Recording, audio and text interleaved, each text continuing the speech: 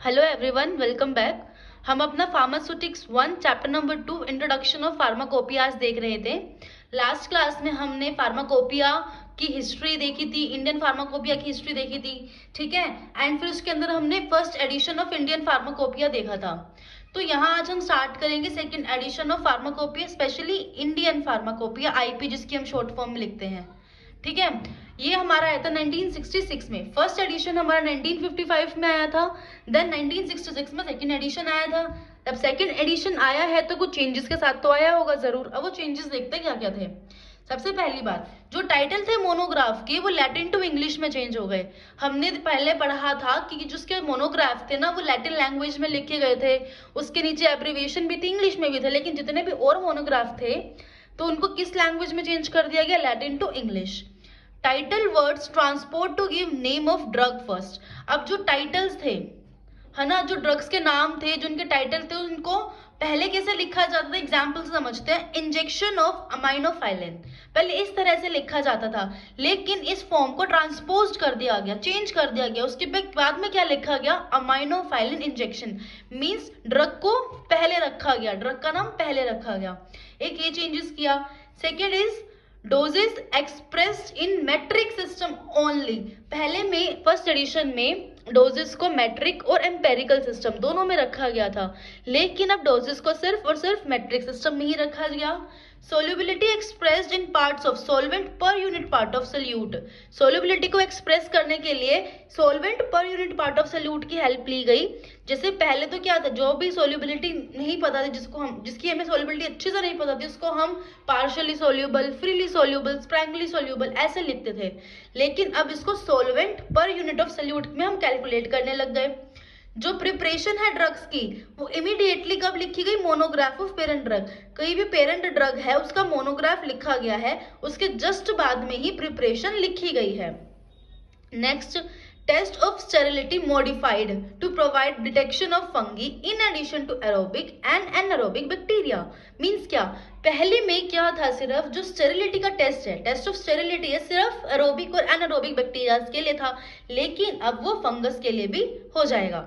New चीज, अब new analytical techniques आ गई थी। एनालिटिकल टेक्निक्स नई नई आ गई थी, जैसे कि non aqueous spectrometry, column chromatography, ये सब कुछ नई नई चीजें आ गई थी, नई टेक्निक्स आ गई थी, क्योंकि इनके रिसर्चेस भी हो चुकी थी, तो उसको भी इंक्लूड करना था। अब और चीज क्या थी, in the monograph tablet and injection new सब हेडिंग, ठीक है। मोनोग्राफ्स के अंदर टैबलेट और इंजेक्शन में नई नई सब हेडिंग डाली गई, जैसे कि यूजुअल स्ट्रेंथ, हर टैबलेट्स की, इंजेक्शंस के यूजुअल स्ट्रेंथ, मतलब स्ट्रेंथ डाली गई, कितनी उसकी स्ट्रेंथ है, कितना उसमें लाइक एमजी वगैरह में, उसके बारे में सारी जानकारी मोनोग्राफ में लिखी गई थी। वो हमारा था एडिशन सेकेंड। फिर 1985 आता है, कमिटी बैठती है कुछ टाइम के बाद में, कि लाइक 1966 के बाद में कमिटी बैठी, उन्होंने दोबारा से एक थर्ड एडिशन बनाया, जो कि कब लॉन्च हुआ, 1985 में। तो third edition of Indian pharmacopoeia आया 1985 में। अब देखो इसके अंदर अब क्या चेंजेस किए गए, तो जो न्यू एनालिटिकल टेक्निक्स आई, हमने सेकेंड एडिशन में भी पढ़ी थी न्यू एनालिटिकल टेक्निक्स। अब बात क्या होती है ना, साल भर साल रिसर्च होती जाती है, नई नई टेक्निक्स आती जाती है, तो जो टेक्निक्स अच्छी अच्छी थी उनको फार्माकोपिया में रिवाइज किया गया, जो पहले से थी, और जो और अच्छी हो गई है उनको भी ऐड किया गया, और जो पहले से नहीं थी नॉलेज में, नई टेक्निक्स खोजी गई हैं, उनको भी फार्माकोपिया में ऐड किया गया। तो इसी वजह से अलग अलग एडिशंस में अलग अलग एनालिटिकल टेक्निक्स के बारे में बात की गई है, ठीक है। नई टेक्निक्स में क्या क्या थी, जैसे कि flame photometry, fluorometry, electrophoresis etcetera types की थी। ये सारी की सारी ऑफिशियली मेथड में इसको लॉन्च किया गया था, इंट्रोड्यूस कराया गया थर्ड एडिशन में ऑफिशियली। और ये सारी की सारी टेक्निक्स जैसे कि फोटोमेट्री, फ्लोरोमेट्री, इलेक्ट्रोफोरेसिस, ये सारी की सारी केमिकल एनालिसिस में हेल्प आती हैं, ठीक है। और नेक्स्ट चीज, dissolution test introduced in certain drugs. पहले डिसोल्यूशन टेस्ट के बारे में जानकारी नहीं थी फार्माकोपिया में, तो कुछ टैबलेट्स थी जिसके लिए डिसोल्यूशन टेस्ट स्टार्ट कर दिया गया, उसको इंट्रोड्यूस कर दिया गया फार्माकोपिया में।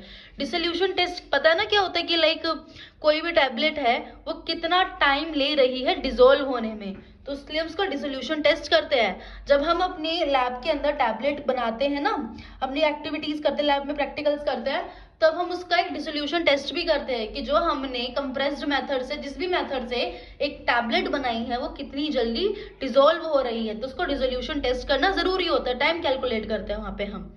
Design of apparatus and method of testing modified in disintegration test. ठीक है, अब जो डिसइंटीग्रेशन टेस्ट था उसका जो मेथड था और जो उसका अपैरेटस था उनमें भी चेंजेस कर दिया गया।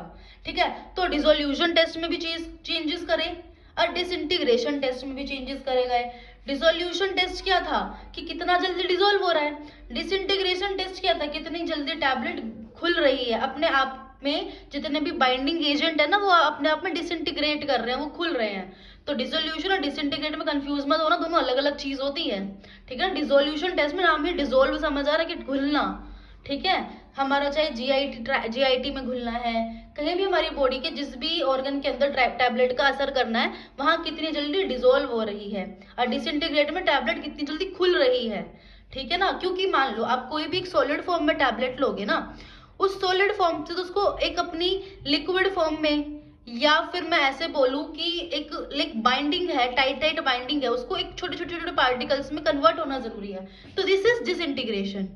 ठीक है, क्योंकि पहले टैबलेट अपने से जितनी भी फॉर्म में आप ले रहे हो उससे छोटी फॉर्म में जाएगी, उसी के बाद तो डिसॉल्व हो पाएगी। ठीक है, नेक्स्ट इसमें क्या आया था, माइक्रोबियल लिमिट टेस्ट आ गए थे। Microbial limit test prescribed for certain pharmaceutical aids and oral liquid preparations.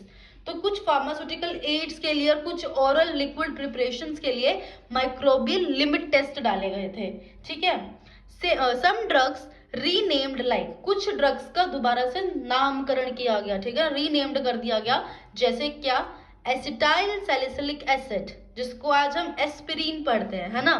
Basically acetyl salicylic acid आज भी यूज होता है सॉल्ट फॉर्म में, हम ये नाम अच्छे से याद रखते हैं, पूछ लिया जाता है एग्जाम्स में भी, तो नाम हमें दोनों याद रखने हैं।